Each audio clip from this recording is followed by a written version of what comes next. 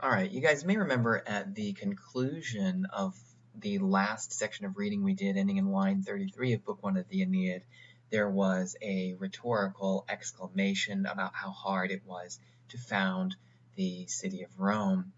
Up until this point, Virgil has just been engaging in proemium, or setting the stage. Here, he plunges you straight into the action, and so if you were not prepared for it, it may seem like an abrupt change of subject and scene. Here, you need to be aware of the fact that Laeti Dabant, being effectively the meat of the sentence here, is going to refer to the Trojans. All right. So they were Laeti, happy, and were giving their sails in altum, into the, notice this is again the use of the substantive adjective in isolation by metonymy to mean under the sea, right? And this was weeks e conspectu siculae tellures, right? Hardly from the conspectu, the site. Notice this is a fourth declension noun of the siculae tellures, tellures here being another word for land. So they were off the coast of Sicily. All right. Et spumas salis aere ruebant, and they were, notice ruebant can simply mean to rush or even to rush through or over. The spumas salis, and then aere here is something like an instrumental ablative. You do need to be aware of the fact that, as puzzling as it might seem to say that they were rushing through the sprays of salt with bronze, the figure of speech is taken from the fact that ships at the time had prows which were typically covered with bronze on the front. So this is what they were doing. And then you have cum uno. And right here, this is going to introduce a temporal clause that's a little bit condensed. Right? And the main part of the clause is cum uno haec secum. But here you have contained in this an explanatory phrase about Juno, defined primarily by this present active participle servans. Right? So she servans the aeternum volnus sub pectore. Right here, just note that sub is going to stand in place of in, as we would use it in normal Latin prose. Haec secum is very condensed. The verb is omitted, but what you want is something like cum haec dixisset, when she said these things, or alternatively, simply a regular cum dixit secum. Right? So when she said these things with herself. Right? You want to be aware of this secum here. You might remember from earlier Latin classes that if you have the preposition cum along with one of the personal or reflexive pronouns such as me, te, se, nobis, vobis, or again se for the third person plural, then typically what will happen is the personal pronoun will come first, and then the preposition will be appended to the end of that personal pronoun and will form one word. So, for example, you have vade mecum, come with me, in this poem of Catullus here. You see, si te cum atuleris, if you bring with you, and then pax vobis cum, peace be with you. There are plenty of other examples, and you'll see some more in the Aeneid as we go on. Just be aware of that, so you don't get tripped up by the morphology. So said these things with herself rather than simply to herself. She's, in fact, having a conversation with herself. This next two lines here may give you trouble because you'll notice that there's no finite verb, but simultaneously it's not exactly a form of indirect speech. It is, in a sense, an exclamation with the infinitive, right? Be careful with mene. Make sure that you note that me is the accusative here. Ne is simply appended to indicate that a question is coming up. And then you have a series of infinitives with desistere, posse, and avertere. Right?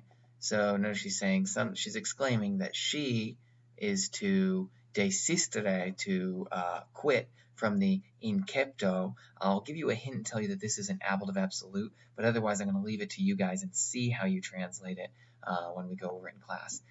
To desist, victam, to desist having been conquered from the incepto. nor posse to be able to avertere the regem teucrorum Italia from Italy. All right, so I'll leave some of that in there for you guys to exercise your translation muscles on. You may wonder about teucrorum here. The teucri is simply another word for the Trojans. This is something like a local or historical epithet given to them, in large part to enhance the poetic flavor of Virgil's poem. Teucer was one of the very early kings of Troy. There are some who said that he was actually the son of the Scamander River and the nymph Idea, but there are others, Virgil included, who suggest that actually he was a settler from Crete, which is actually off to the southwest here off of the map. But he was a settler from Crete who had led some guys to settle here near the Scamander. Either one is perfectly acceptable if that's how you remember it. The key point is to note that Teucer is an early king of Troy. All right. And so the Trojans, in effect, take this epithet from him. All right, and then she says, quipe vetor fatis. Notice vetor here is the passive form of veto. And then quipe is just an intensifying exclamation like certainly or indeed. And then here you have fatis, by the fates. As I said, pay attention to the prevalence, the importance of fate throughout. Again, a sentence beginning with ne here to indicate the interrogative nature of the statement. Pallas, you might know, is Athena or Minerva for our cases here in Latin.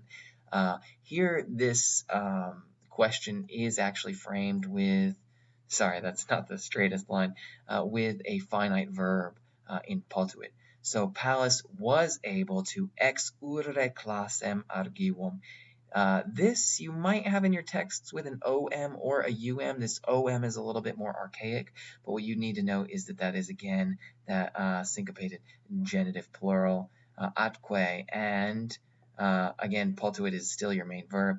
Ipsos submergere ponto. Ipsos being the Argives themselves.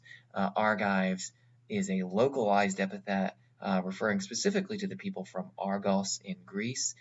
These were some of the contingent that was most dear to Juno herself, but throughout Homer, the Greeks are never referred to as Greeks. They always have these more localized epithets like Argives or Danans and so on and so on.